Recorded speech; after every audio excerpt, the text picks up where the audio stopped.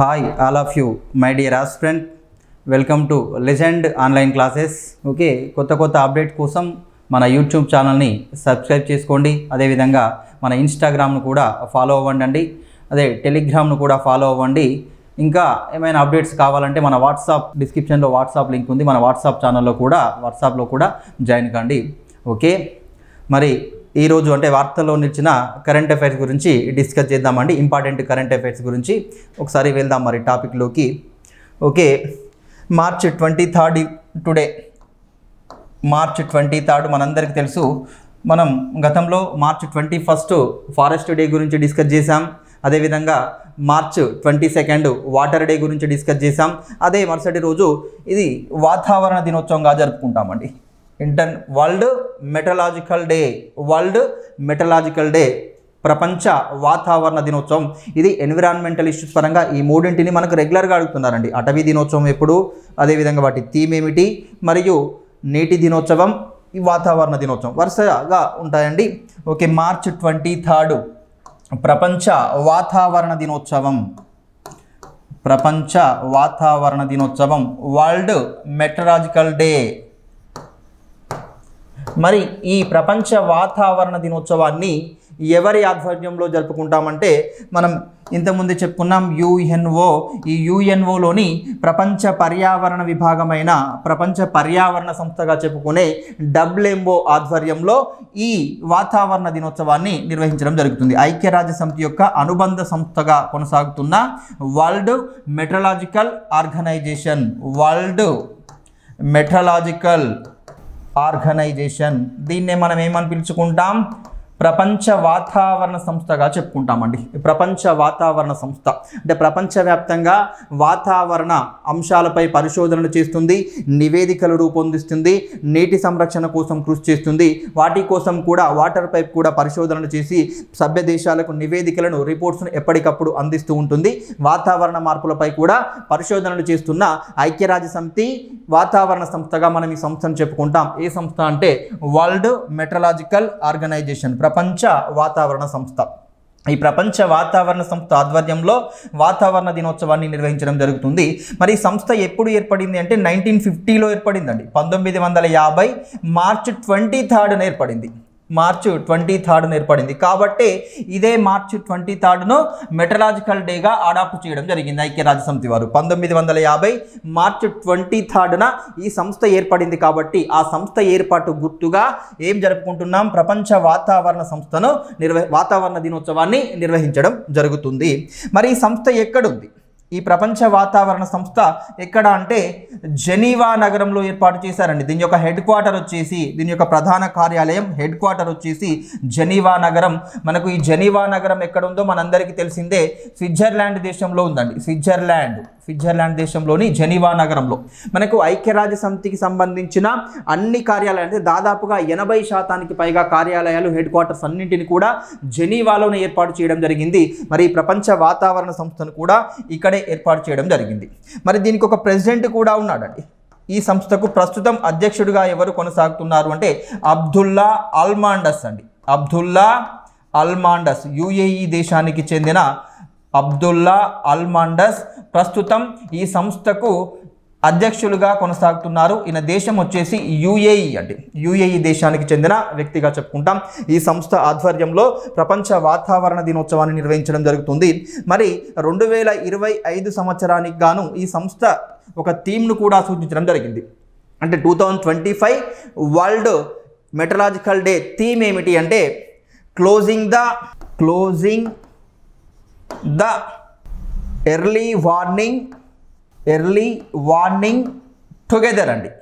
Early warning together, closing the early warning together అనే థీమ్ను ఈ ఇయర్ 2025 సంవత్సరానికి గాను థీమ్ను సూచించడం జరిగింది. ఓకే, ఇది వరల్డ్ మెటలాజికల్ డే థీమ్గా చెప్పుకోవచ్చు. 2025 థీమ్ ఏ సంస్థ ఆధ్వర్యంలో, ప్రపంచ వాతావరణ సంస్థ ఆధ్వర్యంలో నిర్వహించడం జరుగుతుంది.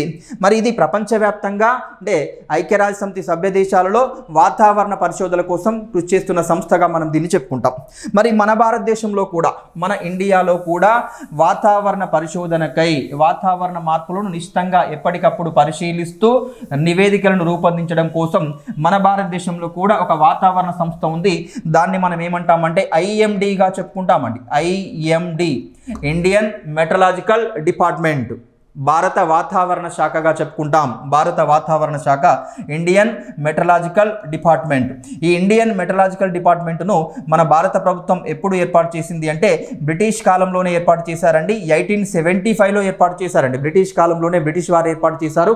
అదే ప్రస్తుతం ఈ వాతావరణ పరిశోధనల కోసం అప్పటి నుండి ఈ సంస్థనే కొనసాగుతుందని చెప్పుకోవచ్చు. మరి 1875లో ఏర్పాటు చేశారు. దీని యొక్క హెడ్ క్వార్టర్ ఎక్కడ అంటే న్యూఢిల్లీలో కలదండి. మన దేశ రాజధాని న్యూఢిల్లీలో దీన్ని ఏర్పాటు చేయడం జరిగింది. న్యూఢిల్లీలో ఏర్పాటు చేశారు. ప్రజెంట్ దీనికి ఎగ్జిక్యూటివ్ హెడ్గా అంటే ప్రెసిడెంట్ అధ్యక్షులుగా ఈ సంస్థకు డైరెక్టర్గా ఎవరు కొనసాగుతున్నారు అంటే మృత్యుంజయ మహాపాత్రో అండి. మృత్యుంజయ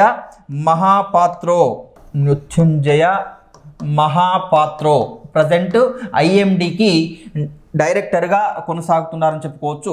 మరి 1875లో ఏర్పాటైన ఈ సంస్థ 2025 నాటికి 150 సంవత్సరాలు పూర్తి చేసుకుందండి. 150 వసంతాలు పూర్తి చేసుకోవడం జరిగింది. మరి 150 వసంతాలు పూర్తి చేసుకున్న సందర్భంగా మన కేంద్ర ప్రభుత్వం ఒక యాప్ను కూడా రీసెంట్గా విడుదల చేయడం జరిగింది. మరి సాధారణ పౌరులు కూడా వాతావరణ సూచికలను ఎప్పటికప్పుడు తెలుసుకునే విధంగా ఒక యాప్ను ఆవిష్కరించడం జరిగింది. ఇటీవలనే మన కేంద్ర మంత్రి గారు అమిత్ షా గారు ఈ యాప్ను ఆయన చేతుల మీదుగా ఆవిష్కరించడం జరిగింది. మరి ఏం యాప్ను వీరు ఆవిష్కరించారు అంటే మౌసం అనే యాప్ అండి.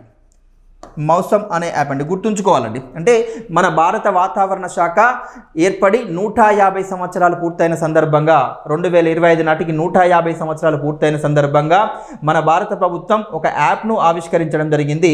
అంటే ప్రతి పౌరుడు కూడా యాప్ను డౌన్లోడ్ చేసుకొని వాతావరణ సూచికలను, వాతావరణ పరిస్థితిని ఎప్పటికప్పుడు మనం తెలుసుకోవచ్చు. వాతావరణ పరిస్థితిని ఎప్పటికప్పుడు తెలుసుకోవడానికి ఈ మౌసం అనే యాప్ను ఆవిష్కరించడం జరిగింది. ఓకే, ఇది ఐఎండిగా చెప్పుకుంటాం. ఇండియన్ మెట్రలాజికల్ డిపార్ట్మెంట్ 1875లో ఏర్పడింది. ఎక్కడ అంటే న్యూఢిల్లీ. ప్రజెంట్ దీనికి డైరెక్టర్గా మృత్యుంజయ మహాపాత్ర గారు కొనసాగుతున్నది. మన దేశవ్యాప్తంగా ఇది వాతావరణ పరిశోధనల కోసం కృషి చేస్తుంది. ప్రపంచవ్యాప్తంగానైతే WMOగా చెప్పుకుంటాం, వరల్డ్ మెట్రలాజికల్ ఆర్గనైజేషన్. ఎక్కడ అంటే జెనీవాలో ఉందండి. ఓకే, ఇది ప్రపంచ వాతావరణ దినోత్సవం గురించి అండి. నెక్స్ట్ ఇంకొక టాపిక్ అండి. Next go to another topic. Okay, very very ఇంపార్టెంట్గా చెప్పుకోవచ్చు. జ్ఞాన్పీఠ్ అవార్డు అండి. 2024 సంవత్సరానికి గాను మార్చి 22న మన భారత ప్రభుత్వం భారతీయ జ్ఞాన్పీఠ్ సంస్థ వారు జ్ఞాన్పీఠ్ అవార్డు జ్ఞాన్పీఠ్ అవార్డు విన్నర్ను అనౌన్స్ చేయడం జరిగింది. మరి 59వ జ్ఞాన్పీఠ్ అవార్డుగా మనం దీన్ని చెప్పుకుంటామండి. Jnanpith award very very important అవార్డుగానే చెప్పుకోవచ్చు. మన భారతదేశంలో ఇచ్చే అత్యున్నతమైన సాహిత్య పురస్కారం అండి. హైయెస్ట్ అచీవ్మెంట్ ఇన్ లిటరసీ అవార్డుగా చెప్పుకుంటాం. మన భారతదేశంలో అత్యున్నత సాహిత్య పురస్కారంగా ఏ అవార్డును చెప్పుకుంటామంటే జ్ఞాన్పీఠ్ అవార్డును చెప్పుకుంటామండి. జ్ఞాన్పీఠ్ అవార్డు మరి 2024 సంవత్సరానికి గాను విజేతను అనౌన్స్ చేయడం జరిగింది. భారతీయ జ్ఞాన్పీఠ్ సంస్థ 2024 గాను 59వ అవార్డుగా చెప్పుకుంటాం. 59వ అవార్డుగా మనం ఈ అవార్డును చెప్పుకుంటాం. 59th. మరి ఎవరికి ప్రకటించారు? మరి ఈ అత్యున్నత సాహిత్య పురస్కారం విజేతగా ఎవరు నిలిచారు అంటే ఛత్తీస్గఢ్ రాష్ట్రానికి చెందిన ప్రముఖ రచయిత వినోద్ కుమార్ శుక్లా అండి. వినోద్ కుమార్ శుక్లా గారికి ఈ 59వ జ్ఞాన్పీఠ్ అవార్డును ప్రకటించడం జరిగింది. ఏ రంగంలో ఇస్తారనుకున్నాం? సాహిత్య రంగంలో ఇవ్వడం జరుగుతుంది. భారతదేశం అధికారికంగా గుర్తించిన, మన భారత రాజ్యాంగం గుర్తించిన 23 భాషల్లో చేసిన సాహిత్య సేవను గుర్తించి ఈ అవార్డును అందించడం జరుగుతుంది ప్రతి సంవత్సరం కూడా. మరి ఈ సంవత్సరం 2024 గాను ఎవరికి ప్రకటించారు అంటే వినోద్ కుమార్ శుక్లా గారికి ప్రకటించడం జరిగింది. ఈయన రాష్ట్రం వచ్చేసి ఎక్కడ అంటే ఛత్తీస్గఢ్ రాష్ట్రం అండి. ఛత్తీస్గఢ్ రాష్ట్రం ఇది. ఛత్తీస్గఢ్ రాష్ట్రం నుండి ఈ అవార్డు పొందిన మొదటి వ్యక్తిగా మనం చెప్పుకున్నామండి. ఫస్ట్ పర్సన్గా ఆయన చెప్పుకుంటాం. అంటే ఇప్పటి వరకు ఈ అవార్డు 59 సార్లు ప్రకటిస్తే ఒక్కసారి కూడా ఛత్తీస్గఢ్ రాష్ట్రానికి రాలేదు. మరి ఇది మొదటిసారిగా మనం చెప్పుకుంటామండి. మొదటిసారిగా ఈ అవార్డు పొందిన ఛత్తీస్గఢ్కు చెందిన వ్యక్తిగా చెప్పుకోవచ్చు. మరి ఈయన ఏ భాషలో చేసిన సాహిత్య సేవకు లభించింది అంటే హిందీ భాష అండి. ఏ భాషలో చేసిన సాహిత్య సేవకు లభించింది అంటే హిందీ భాషలో చేసిన సాహిత్య సేవకు లభించింది. హిందీలో ఈ అవార్డు పొందిన 12వ వ్యక్తిగా మనం చెప్పుకుంటామండి. అండి. హిందీలో ఈ అవార్డు పొందిన 12వ వ్యక్తిగా ఎవరిని చెప్పుకుంటామంటే వినోద్ కుమార్ శుక్లా గారిని చెప్పుకుంటామండి. వినోద్ కుమార్ శుక్లా. మరి ఈయన మొదటి కవితా సంపుటి ఎప్పుడు విడుదలైంది మార్కెట్లోకి, ఎప్పుడు వచ్చిందంటే 1971లో వచ్చిందండి. ఈయన తొలి కవితా సంపుటి ఎప్పుడు వచ్చిందంటే 1970లో వచ్చింది, 71లో వచ్చింది. మరి దాని పేరేమిటి అంటే లగ్బు జై హింద్ అండి. లగ్బు జై హింద్ అనే కవితా సంపుటి మొదటిసారిగా ఈయన విడుదల చేయడం జరిగింది. ఈయన కవితలన్నీ, ఈయన కథా సంపుటులన్నీ కూడా, ఈయన పుస్తకాలు కూడా సరళంగా సున్నితత్వంగా ఉంటాయి. అదేవిధంగా ఆధునిక భాషలో ఆయన సరళత్వానికి, సున్నితత్వానికి ఎక్కువ ప్రాధాన్యతని ఇవ్వడం జరిగింది. ఎవరు అంటే వినోద్ కుమార్ శుక్లా గారు. ఛత్తీస్గఢ్ రాష్ట్రం. ఏ భాష అంటే హిందీ భాష అండి. గతంలో ఈయనకు 1909లో అండి 1999లో కేంద్ర సాహిత్య అకాడమీ అవార్డు కూడా అందుకున్నారండి. కేంద్ర సాహిత్య అకాడమీ అవార్డు కూడా ఎప్పుడు అందుకున్నారు అంటే 1909లో అండి. 1909లో. మరి ఆయన రాసిన ఏ కవితా సంపుటికి లభించింది హిందీ భాషలో అంటే దీవార్ మే ఏక్ కిర్కీ రహతీ. దీవార్ మే ఏక్ కిర్కీ రహతీ. దీవార్ మే ఏక్ కిర్కీ రహతీ అనే కవితా సంపుటికి కేంద్ర సాహిత్య అకాడమీ అవార్డు లభించిందని చెప్పుకోవచ్చు. ఏక్ కిర్కీ రహతీ కేంద్ర సాహిత్య అకాడమీ అవార్డు లభించింది. 1909లో లభించింది. ఇంకా తర్వాత మళ్ళీ ఇప్పుడు 2024లో అత్యున్నత సాహిత్య పురస్కారమైన ఈ జ్ఞాన్పీఠ్ అవార్డు అనేది అందుకోవడం జరిగింది. ఛత్తీస్గఢ్ రాష్ట్రం నుండి ఈ అవార్డు పొందిన మొదటి వ్యక్తిగా చెప్పుకోవచ్చు. మరి దీనికి ఇచ్చే నగదు పురస్కారం ఎంత అంటే 11 లక్షలుగా ఇస్తున్నారండి. ప్రస్తుతం నగదు పురస్కారం ఎంత, నగదు పురస్కారం ఇస్తున్నారు ఈ అవార్డు విజేత కంటే 11 లక్షలు.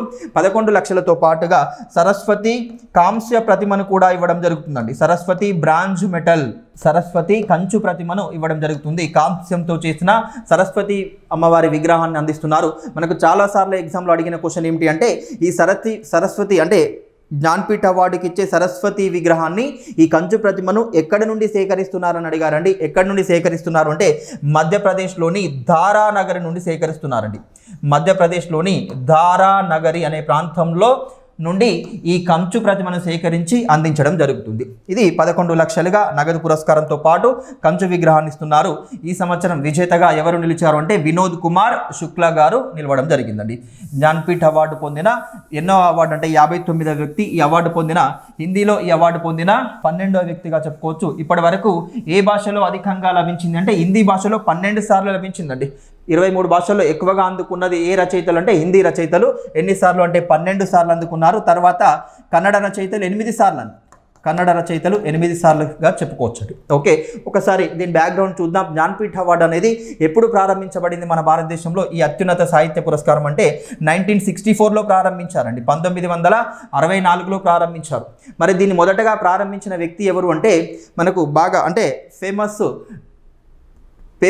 న్యూస్ పేపర్ మనకు అందరికీ తెలుసు టైమ్స్ ఆఫ్ ఇండియా అండి. ఈ టైమ్స్ ఆఫ్ ఇండియా వ్యవస్థాపకులు సాహు జైన్ గారు దీన్ని ప్రారంభించడం జరిగింది.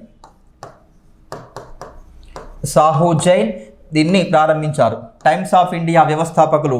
టైమ్స్ ఆఫ్ ఇండియా మనందరికీ తెలుసు ఒక మీడియా గ్రూప్గా చెప్పుకోవచ్చు. టైమ్స్ ఆఫ్ ఇండియా ఈ మీడియా గ్రూప్ను వ్యవస్థాపకులు సాహు జైన్ గారు 1964లో ఈ అవార్డును, ఈ సాహిత్య పురస్కారాన్ని ప్రారంభించారు. ఎప్పటి నుండి ఇస్తున్నారు అంటే 1965 నుండి ఇస్తున్నారు అండి. 1965 నుండి ఈ అవార్డును అందించడం జరుగుతుంది.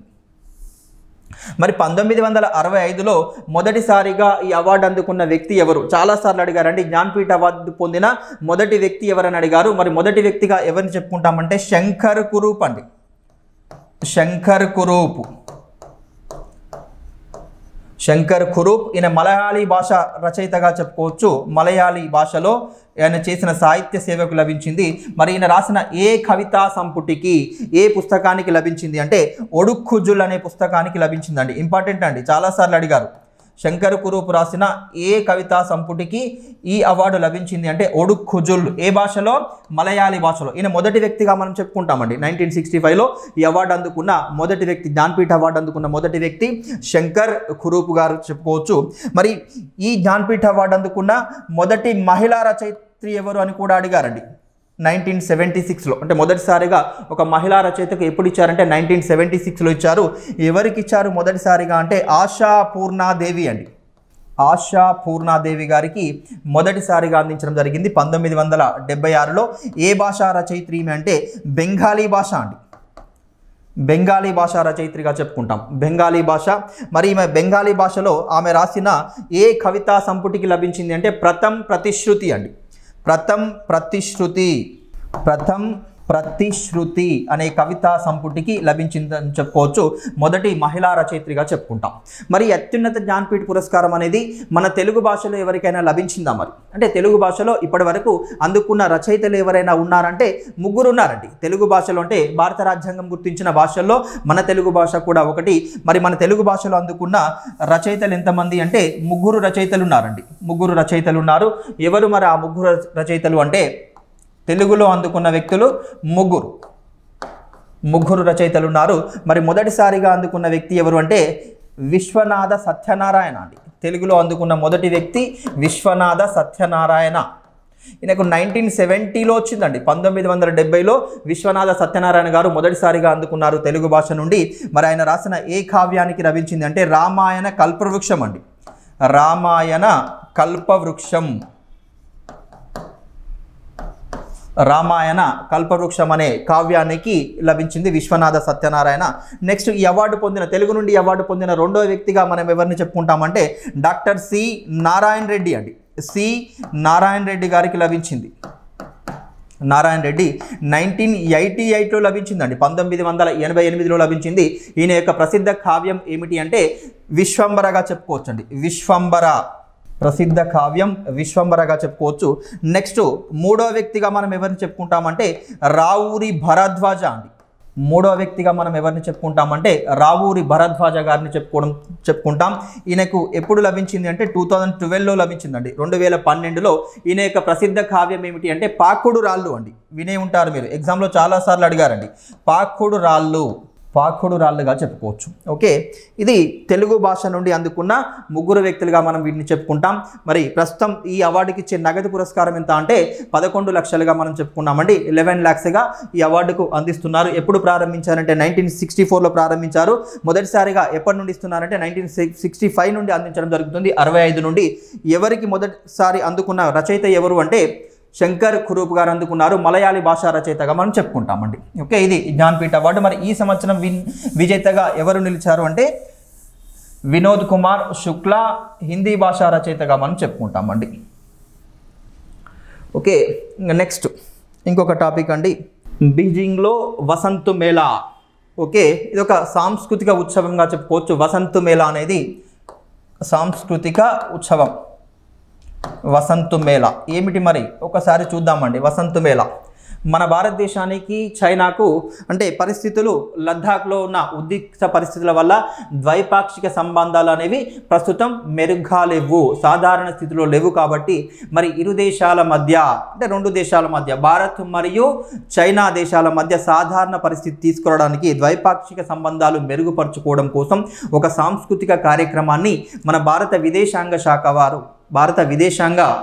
వారు ఒక సాంస్కృతిక కార్యక్రమాన్ని ఏర్పాటు చేయడం జరిగింది. ఇరు దేశాల మధ్య ద్వైపాక్షిక సంబంధాలను పెంపొందించడం కోసం ఈ సాంస్కృతిక కార్యక్రమాన్ని, ఈ కల్చరల్ ఈవెంట్ను మన భారత ప్రభుత్వం ఏర్పాటు చేసింది. దాని పేరేమిటంటే వసంత్ మేళా అండి. వసంత్ మేళా ఎక్కడ ఏర్పాటు చేశారు దీన్ని అంటే బీజింగ్లో ఏర్పాటు చేశారండి. బీజింగ్లో మార్చి 22న ఈ వసంత్ మేళాను ఏర్పాటు చేయడం జరిగింది. భారత విదేశాంగ మంత్రిత్వ శాఖ ఆధ్వర్యంలో ఈ కార్యక్రమాన్ని, ఈ ఈవెంట్ నిర్వహించారు.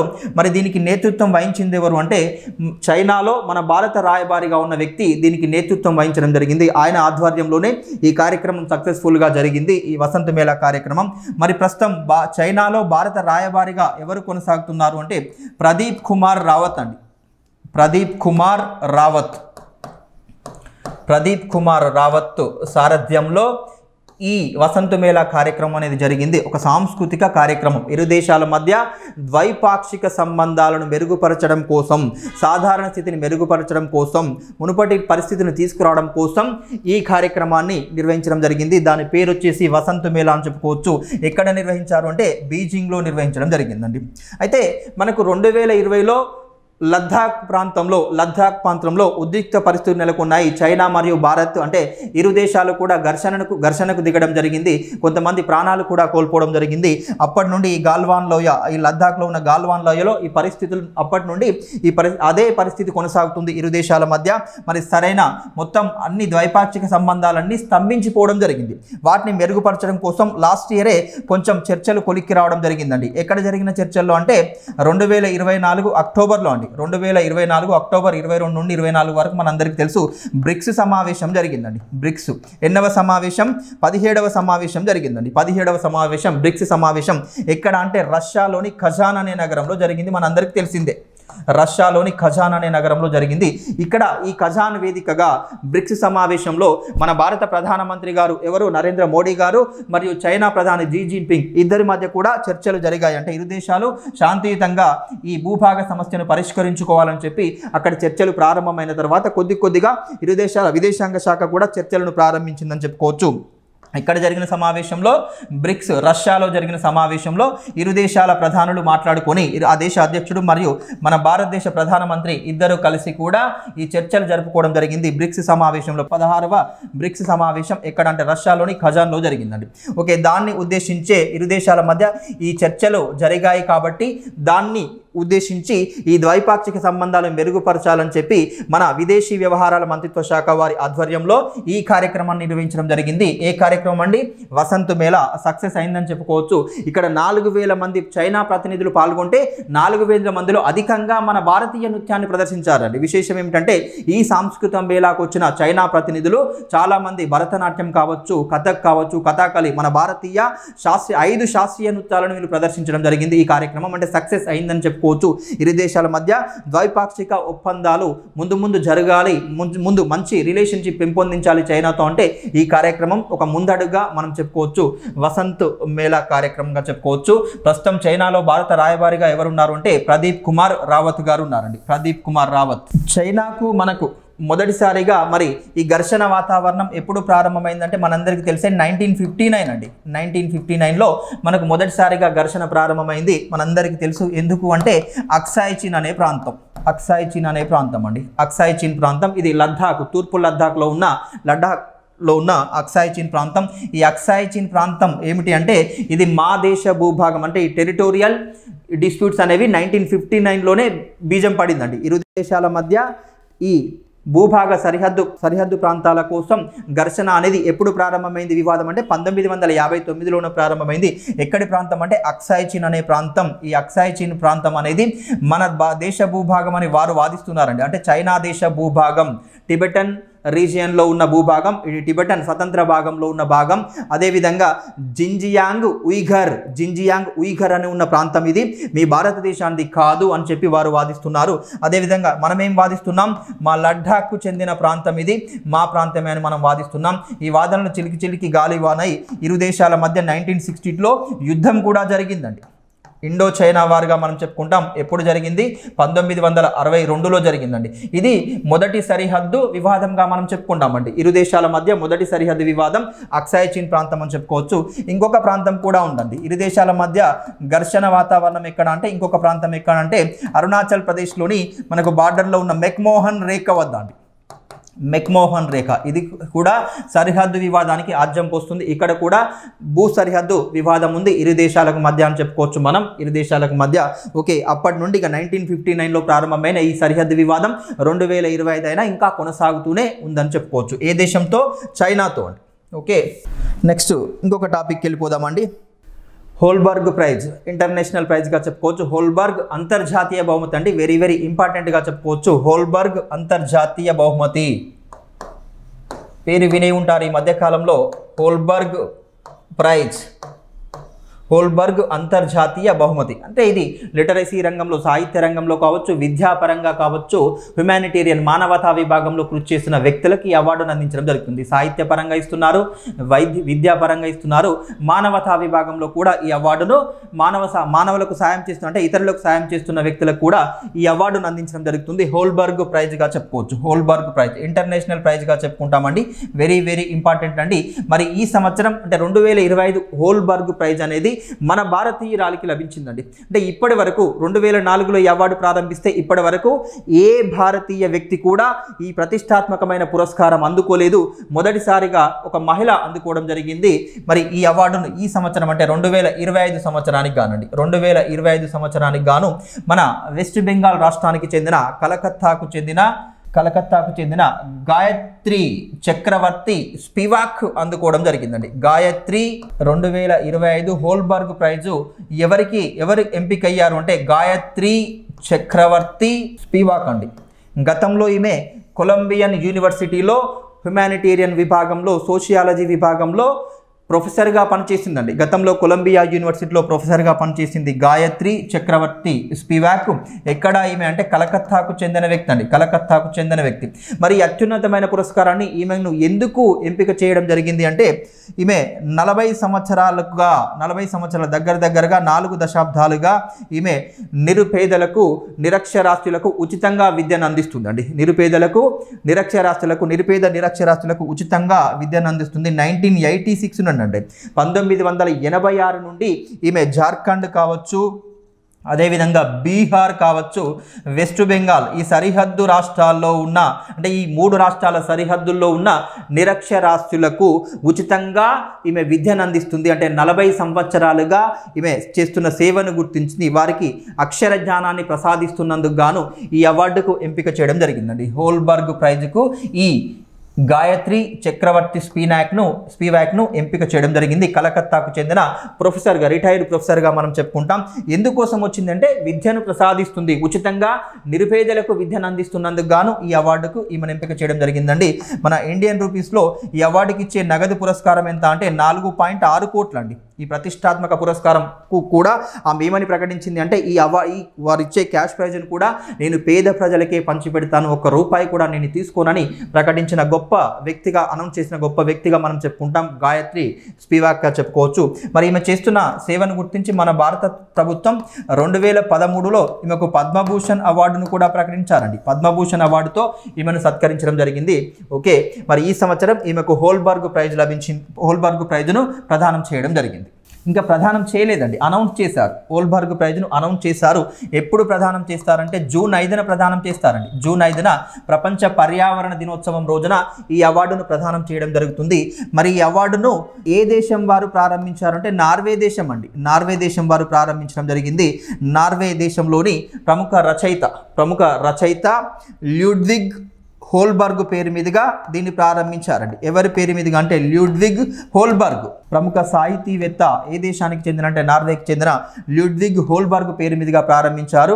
2004లో దీన్ని ప్రారంభించారండి. 2004లో ప్రారంభించారు. మరి ప్రతి సంవత్సరం కూడా జూన్ 5నే ప్రదానం చేస్తారు. ఎక్కడ ప్రదానం చేస్తారంటే నార్వే దేశంలోని బర్గెన్ అనే నగరంలో ప్రదానం చేస్తారండి. బర్గెన్ నగరంలో దీన్ని ప్రదానం చేయడం జరుగుతుంది.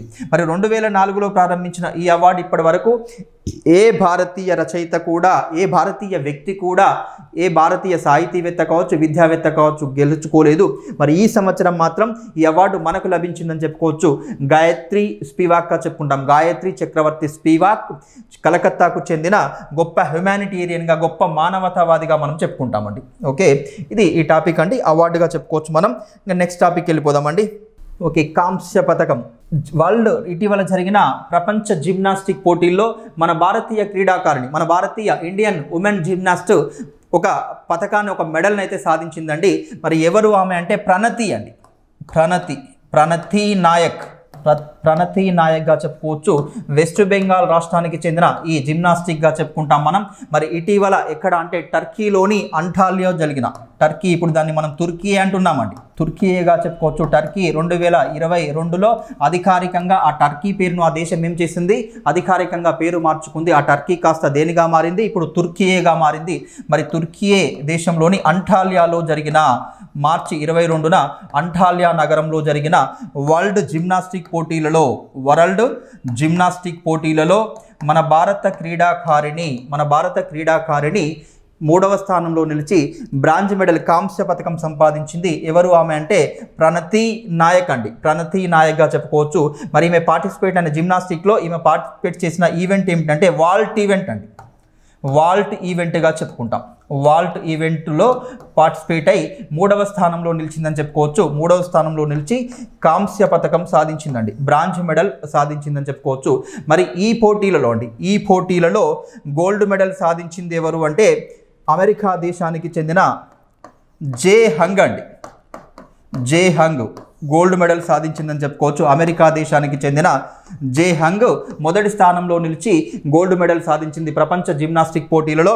అదేవిధంగా సిల్వర్ మెడల్ సాధించింది కూడా అమెరికన్ జిమ్నాస్టిక్ అండి. అమెరికన్ చెందిన క్రీడాకారిణి కార్ల్ పియాజే అండి. కార్ల్ పియాజే ఈమె 2వ స్థానంలో నిలిచింది.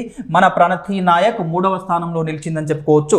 బ్రాంజ్ మెడల్ సాధించిందని చెప్పుకోవచ్చు. గతంలో లాస్ట్ ఇయర్ జరిగిన ప్రపంచ కప్ ఈవెంట్లో కూడా ఈమె ప్యారిస్లో జరిగిన ఈవెంట్లో కూడా ఏమిటండి అప్పుడు కూడా బ్రాంజ్ మెడలే సంపాదించింది. అంటే ప్రపంచ కప్ ఈవెంట్లో జిమ్నాస్టిక్ పోటీలలో ఈమె ఇది 2వ పథకంగా చెప్పుకోవచ్చు. మొదటి పథకం 2024లో అది కూడా బ్రాంజ్ మెడలే. ఈ 2025లో కూడా బ్రాంజ్ మెడలే. ఇది 2వ పథకం. ఏ రాష్ట్రానికి చెందిన క్రీడాకారిణి అంటే వెస్ట్ బెంగాల్కి చెందిన క్రీడాకారిణిగా మనం చెప్పుకుంటాం ప్రణతి నాయక్. గతంలో ఏషియన్ ఛాంపియన్షిప్లో 2022, 2019లో కూడా ఈమె మెడల్స్ బ్రాంజ్ మెడల్సే సాధించిందండి. ఏషియన్ ఛాంపియన్షిప్లో ఏషియన్ ఛాంపియన్షిప్లో కూడా 2 బ్రాంజ్ మెడల్ సాధించింది ఇప్పటి వరకు. అంటే మెయిన్ ఈవెంట్లో 4 మెడల్స్ సాధించింది. అవి 4 కూడా బ్రాంజ్ మెడల్స్ అని చెప్పుకోవచ్చు ప్రణతి నాయక్. ఓకే, ఇప్పటి వరకు మనం ఈ కరెంట్ అంటే ఈరోజు వార్తల్లో నిలిచిన ముఖ్యాంశాలను చూసామండి. మరి ఇంకా కొత్త అప్డేట్స్ కోసం మన లెజెండ్ యాప్ను ఫాలో కండి. లెజెండ్ యాప్ను డౌన్లోడ్ చేసుకోండి, పర్చేస్ చేసుకోండి. ఎందుకంటే మీరు చూస్తున్నారు మనకు అంటే గవర్నమెంట్ కూడా అఫీషియల్గానే అనౌన్స్ చేస్తుంది. మనకు అధికారికంగా విఆర్ఓ నోటిఫికేషన్ కూడా రాబోతుంది అతి త్వరలో. కాబట్టి ముందు నుండే కొంచెం ప్రిపరేషన్ ఫాలో కండి. మనకు ఎక్స్పర్ట్ సబ్జెక్ట్స్ నుండి ఉన్నారు మన లెజెండ్ యాప్లో. కాబట్టి ఖచ్చితంగా అందరూ మన కోర్సును అంటే ఖచ్చితంగా ఫాలో కండి, సబ్స్క్రైబ్ చేసుకోండి. ప్రతి డౌట్ ఉన్నా మీరు కామెంట్ చేయండి. ఓకే, థ్యాంక్ యూ అండి. Thank you all of you.